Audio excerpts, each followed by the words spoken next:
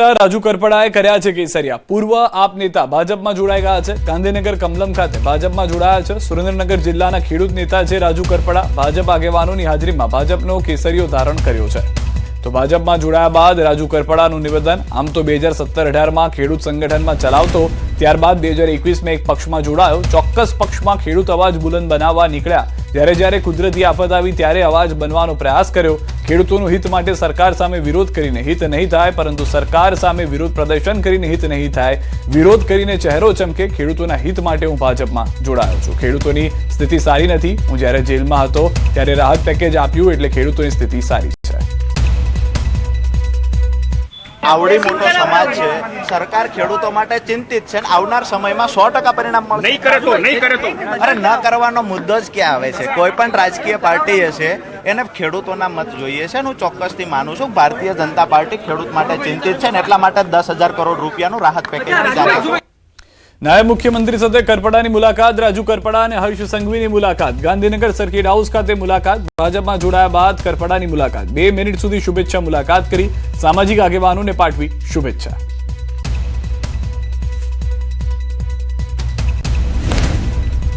રાજુ કરપડાની ભાજપમાં એન્ટ્રી મુદ્દે કોંગ્રેસની પણ પ્રતિક્રિયા આવી છે। કોંગ્રેસ પ્રવક્તા મનીષ દોશીનું નિવેદન। ખેડૂત હિતની વાતો કરનાર નાની દુકાનમાંથી મોટી કંપનીમાં જોડાયા। કોંગ્રેસ આ ઘટનાથી કોઈ નવાઈ નથી લાગતી। આપ ભાજપની બી ટીમ છે એમ કહેતા હતા, તે વાત સાચી પડી। રાજુ કરપડાએ ખેડૂત હિત સાથે વિશ્વાસઘાત કર્યો છે। અમે પહેલેથી જ એ કહેતા હતા અને આ ફરી એક વખત આ ઉદાહરણ સામે આવ્યું છે કે આમ આદમી પાર્ટી એ ભાજપાની બી ટીમ છે અને સમય આવે સરકાર એ પ્રમાણે જે કરાવવું હોય એ ભાજપા એમની પાસે કરાવી રહી છે। જે રીતે એમને આજે ખેસ પહેર્યા ત્યારે વાત કરી, એમને લખેલી સ્ક્રિપ્ટ પ્રમાણે આપવામાં આવ્યું, પણ દુઃખ સાથે કહેવું પડે કે ખેડૂતોના હિતની વાત કરીને સરકાર સામે જે વાત કરતા હતા, આજે સરકારની સાથે સામેલ થઈને ખેડૂત સમાજનો વિશ્વાસઘાત કર્યો છે। અરવલ્લીથી સમાચાર। ભૂતપૂર્વ આઈપીએસ મનોજ નીનમમાં જોડાયા ભાજપમાં। શામળાજી ખાતે મંત્રી પીસી બરંડાની હાજરીમાં કર્યો કેસરિયો। 2 દિવસ પહેલા આઈજી પદેથી આપ્યું હતું રાજીનામું। સ્થાનિક સ્વરાજની ચૂંટણી લડશે મનોજ નીનમમાં। અરવલ્લી જિલ્લા પંચાયતની બેઠકમાં ઓડ બેઠક ઉપરથી પૂર્વ આઈપીએસ મનોજ નીનમ્માને બેઠક ફાળવી। નામની જાહેરાત પહેલા શું કહ્યું સાંભળીએ। नहीं અને આઈજી સુધીની 42 વર્ષની કારકિર્દી અને હમણાં 2 દિવસ પહેલાં તેમણે રાજીનામું આપ્યું છે અને હવે પોલીસથી લઈને પોલિટિક્સ સુધીની જેમની સફર કરી છે એવા અરવલ્લી જિલ્લાના વતની આઈપીએસ મનોજભાઈ નીનામા ભારતીય જનતા પાર્ટીમાં જોડાઈ ચૂક્યા છે। આપણી સાથે જોડાયા છે ન્યૂઝ 18 સાથે। ખાસ કરીને આપ હવે રાજનીતિમાં આવી ચૂક્યા છો, એક ઓફિસરમાંથી પોલિટિક્સમાં આવ્યા, કેટલો બદલાવ આવશે, શું લાગે છે?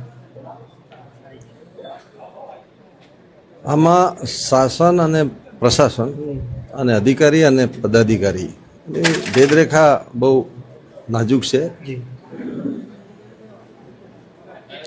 અહીંયા તમારે પ્રજાની સાથે રહી, ગ્રાઉન્ડ લેવલે જઈ પ્રજાની સમસ્યાઓ સાથે રહી એના નિરાકરણ માટેના પ્રયાસો કરવાના રહેશે।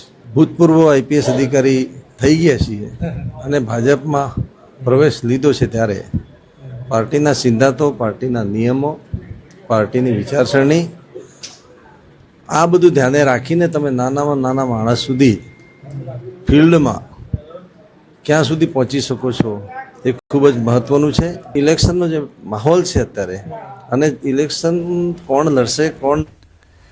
તો સ્થાનિક ચૂંટણીને લઈને પક્ષ પલટાનો દોર યથાવત છે। રાજકોટના ધોરાજીમાં ભાજપને ઝટકો લાગ્યો છે। પાછણવાવ અને છાડા વાવદર ગામ પંચાયતના સરપંચ, ઉપસરપંચ સહિત આખી બોડી કોંગ્રેસમાં જોડાઈ ગઈ છે। છાડા વાવદર સરપંચ શારદાબેન કાનગડ કોંગ્રેસમાં જોડાયા। કોઈ પણ જાતની અપેક્ષા વગર માત્ર વિચારધારાથી પ્રભાવિત થઈને તમામ આગેવાનોએ કોંગ્રેસનો ખેસ પહેર્યો છે।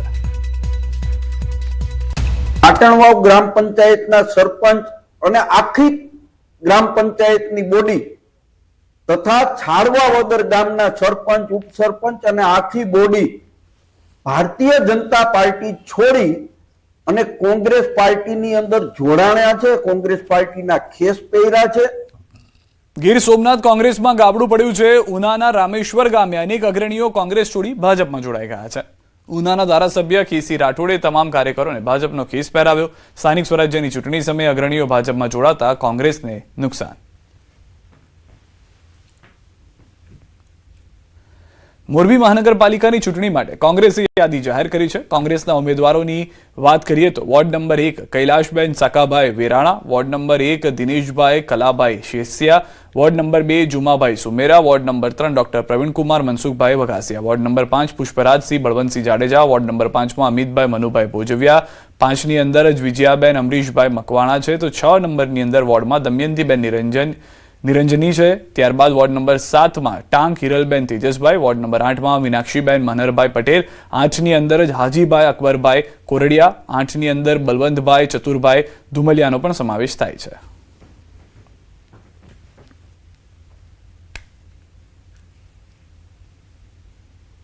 અને હવે વાત આનંદ અંબાણીના જન્મદિવસની ઉજવણીની.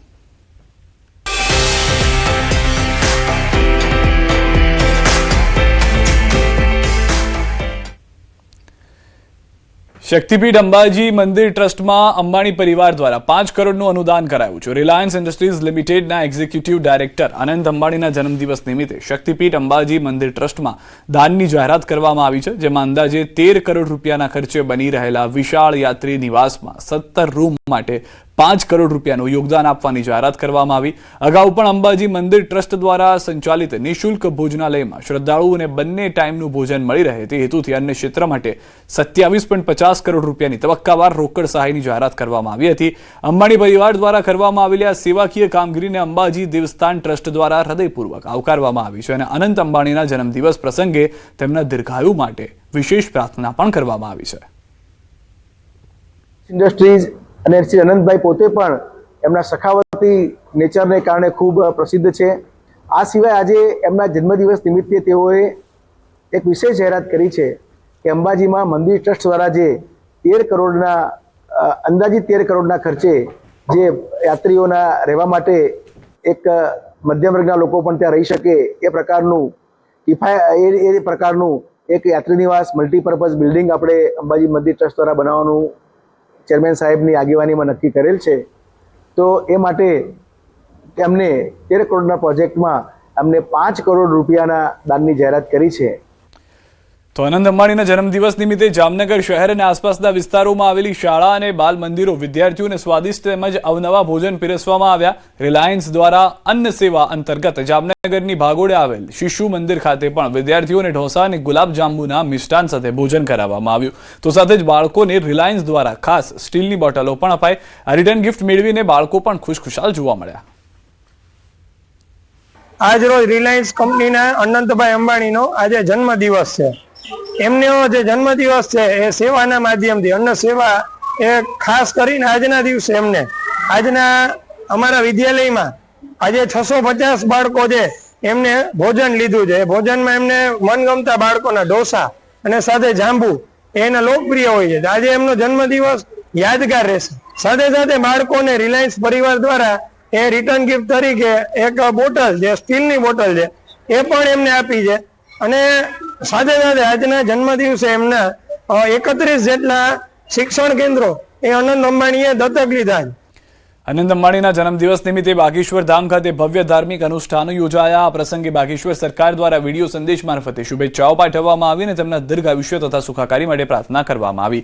ધામમાં વિશેષ ભોગ પ્રસાદ, સુંદરકાંડ પાઠ, 151 હનુમાન ચાલીસા, ગૌપૂજન અને કન્યા પૂજન સાથે વૈદિક વિધિ અનુસાર પૂજા યોજાઈ. શ્રદ્ધાળુઓ માટે પ્રસાદી ભોજનની વ્યવસ્થા કરવામાં આવી અને સમગ્ર કાર્યક્રમ શ્રદ્ધા અને ઉમંગ સાથે ઉજવાયો. गुजरात की भूमि पर वन तारा के माध्यम से जीव में शिव देखने की परिकल्पना की और सेवा प्रारंभ की. प्रकृति को हरा भरा रखने का दृढ़ संकल्प लिया. आज उनका जन्म दिवस है. बागेश्वर धाम से भी वो बहुत जुड़े हैं. सदैव अन्नपूर्णा भंडारे की सेवा, अनवरत कोई ना कोई सेवा बागेश्वर धाम पर करते रहते हैं. इस बार जन्मोत्सव पर भी उन्होंने अपनी सेवा की. हम बागेश्वर धाम पीठ की ओर से उनके निरोगी तन के लिए, बहुत खुशहाल जीवन के लिए बागेश्वर बालाजी के चरणों में प्रार्थना करते हैं. उनको जन्म दिवस की ढेर सारी शुभकामनाएं.